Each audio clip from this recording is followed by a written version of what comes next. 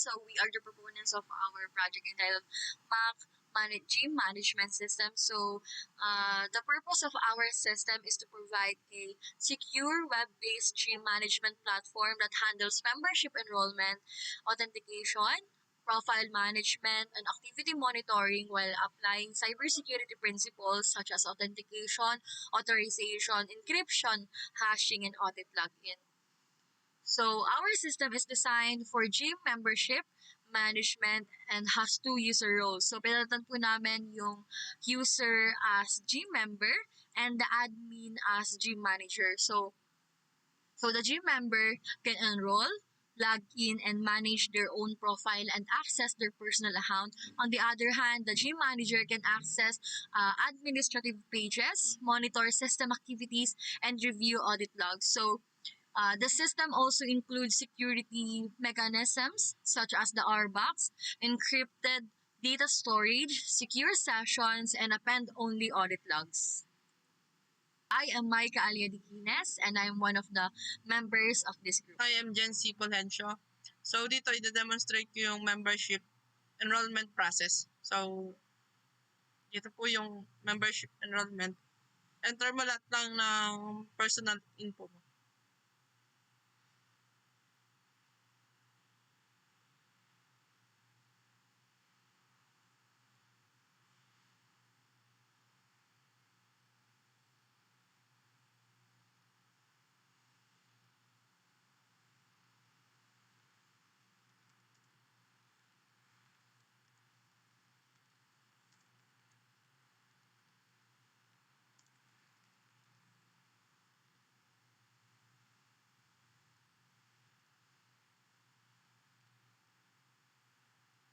So sa password, dapat may lowercase, may uppercase, tsaka may special case na password.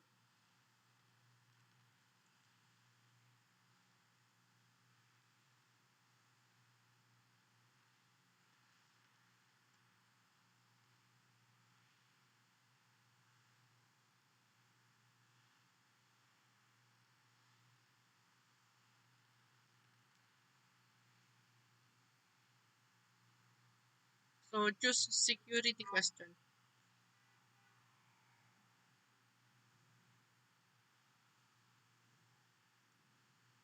So register lang mo siya para maka-enroll ka na. So we will now explain how the system protects sensitive user information.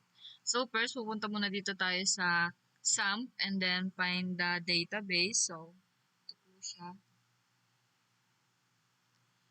So, and then the user. So, the password po here is nakahash po siya para ma-prevent po yung mga direct retrieval and improves account security. And also, the security answer po is nakahash din po siya para naman po to sa additional protection during verification. And ang contact number naman po is naka-encrypted po siya. So, napoprotektahan po nito yung mga sensitive personal information. Ang address naman po is also encrypted din po to protect private user location information. Here naman po sa birth date is encrypted din po siya to prevent exposure of personal identity data. And ang full name naman po is naka-plain text siya, so required for identification and display purposes. And ang email din po is plain text kasi po kailangan po siya sa login and communication. And ang security question naman po is naka plain text kasi po ito po yung ginagamit for account recovery prompts.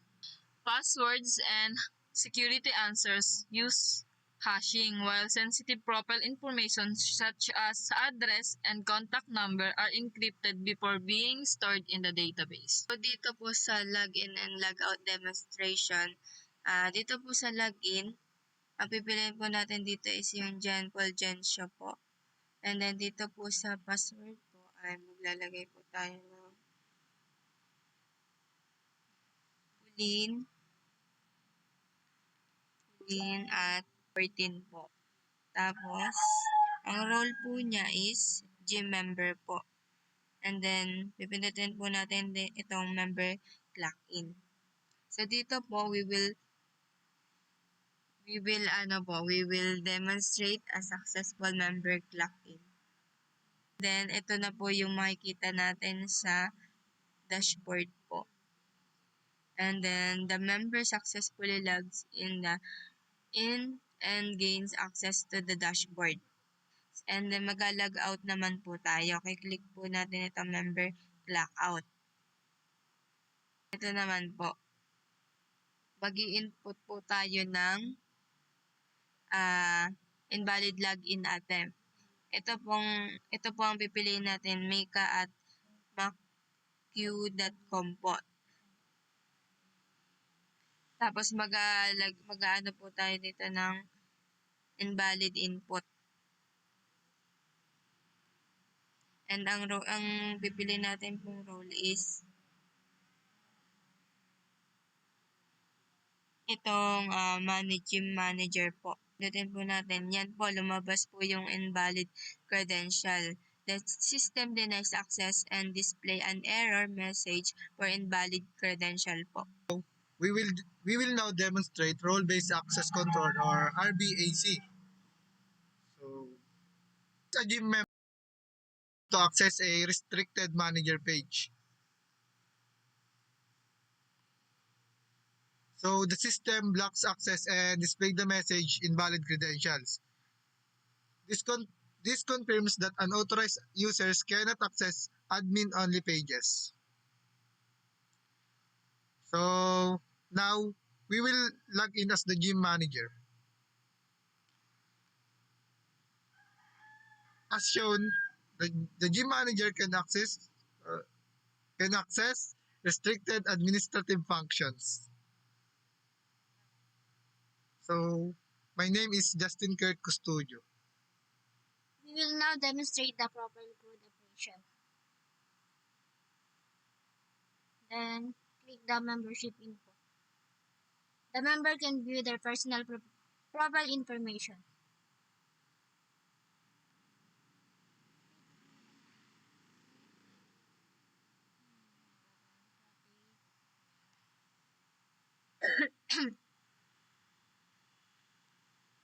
To update profile information, verification is required before change are saved. So, as we can see po, hindi po natin siya ma-edit pag hindi po natin. Ito po, type lang natin yung password.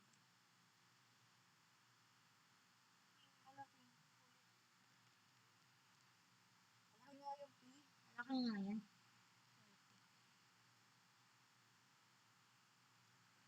So, now, pwede na po natin siyang i-edit. Kunyari po yun sa number. Gawin natin siyang ink. The system display the verification message. After verification, the update information is securely saved. Then now naman po is try nating i-delete. Member can also delete their own account securely. Then the system confirm the deletion with the message. Go to login.